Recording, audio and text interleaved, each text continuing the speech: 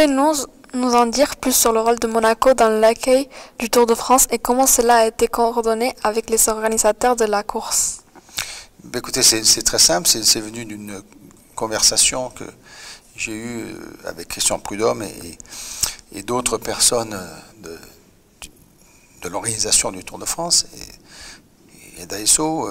Et donc, c'est suite à, voilà, à plusieurs échanges que nous avons eus il y a 1 an et demi sur la possibilité puisque l'arrivée du Tour allait être à Nice et non pas à Paris à cause des Jeux Olympiques.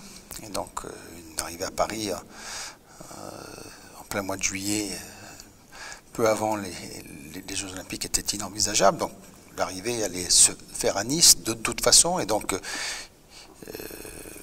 les organisateurs cherchaient une dernière étape qui puisse être prestigieuse et un petit peu inhabituelle. Et donc, c'est pour ça qu'est venue cette idée d'un contre-la-montre entre Monaco et Nice. Et donc, on en est ravis. Et voilà, et donc il a fallu mettre, bien sûr, un petit comité de coordination entre les organisateurs du Tour et les services techniques de l'État de la Principauté. Donc, c'était fait assez facilement.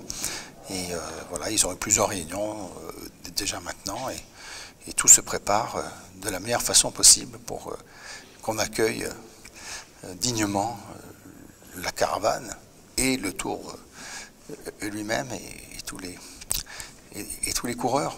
Et ça sera, je pense, un très très beau spectacle. Quels étaient les principaux défis logistiques à surmonter pour accueillir cet événement d'envergure, en particulier en ce qui concerne la gestion du trafic et de la sécurité? Oui, bien sûr, la gestion du trafic et la sécurité sont des points essentiels, mais c'était aussi, vu l'exiguïté de la Principauté, on est une cité-État, on n'est pas un grand État, et donc pour accommoder et les équipes et tous les véhicules qui font partie de chaque équipe, et les véhicules de l'organisation et la caravane et tout cela, c'est un défi assez important pour nous de pouvoir caser tout le monde bien sûr dans la journée qui précède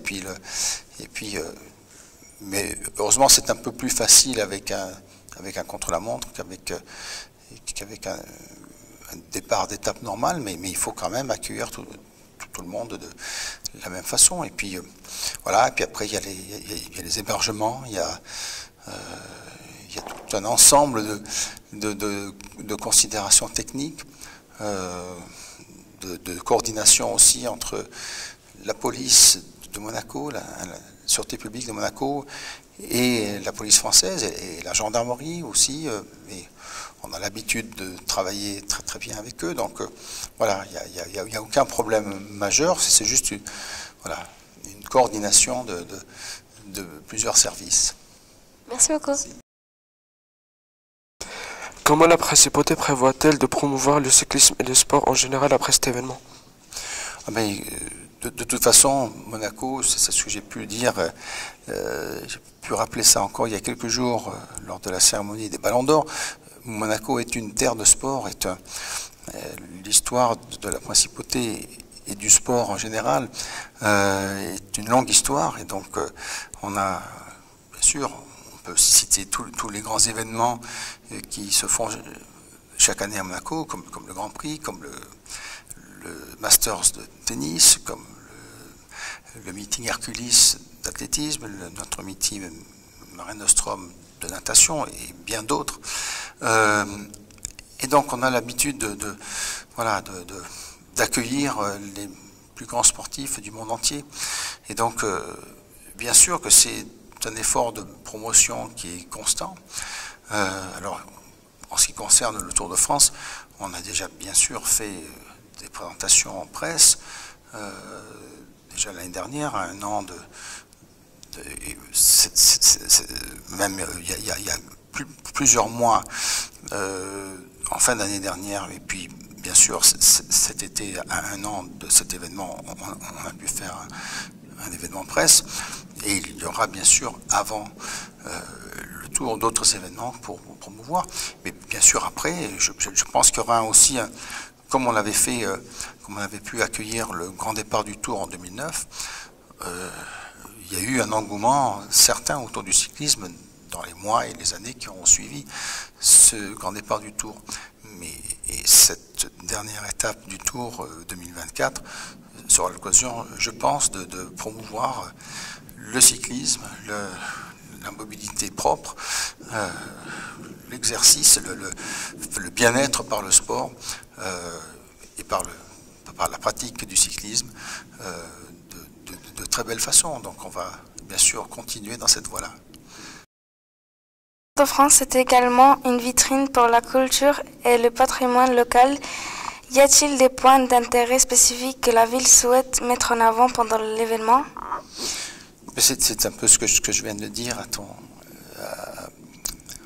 ton camarade. C'est que Monaco est un pays qui promeut le sport sous toutes ses formes, parce qu'on a des équipements sportifs qui sont de grande qualité, le stade Louis II, le stade nautique Régnier 3, les différentes salles de sport qu'il y a, et de salles de pratique de différents sports qu'il y a dans cette ville et dans notre pays. Et donc c'est tout naturellement que l'on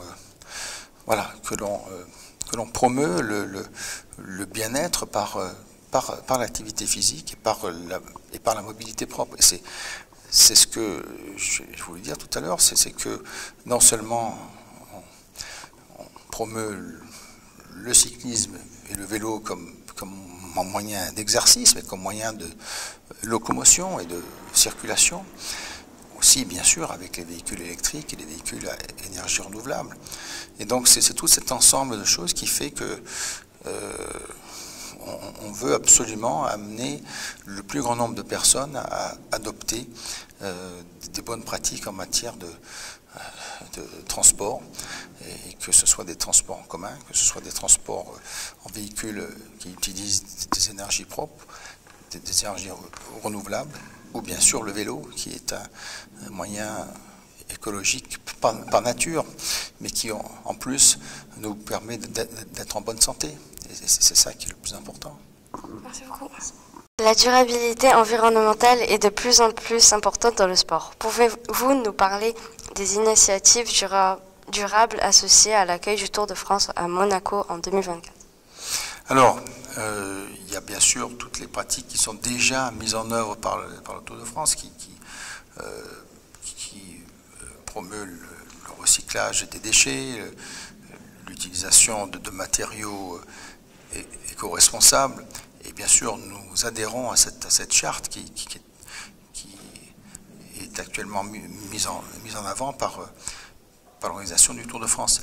Mais aussi, nous avons bien sûr à Monaco, ce que je disais, depuis longtemps, nous avons mis l'accent sur la mobilité propre et sur les transports en commun, sur l'autopartage, sur les vélib, sur les vélos à assistance électrique qu'on peut utiliser comme moyen de transport très très facilement. Voilà tout un ensemble de choses qui non seulement améliorent la qualité de l'air, mais améliorent la qualité de circulation au quotidien. Et ce sera bien sûr mis en avant à l'occasion de la venue du Tour de France à Monaco. Et donc on est tout à fait en phase avec toutes les autres villes qui participent à cette grande fête du Tour de France, et surtout du Tour de France 2024. Merci, au revoir. Merci, au revoir. Merci.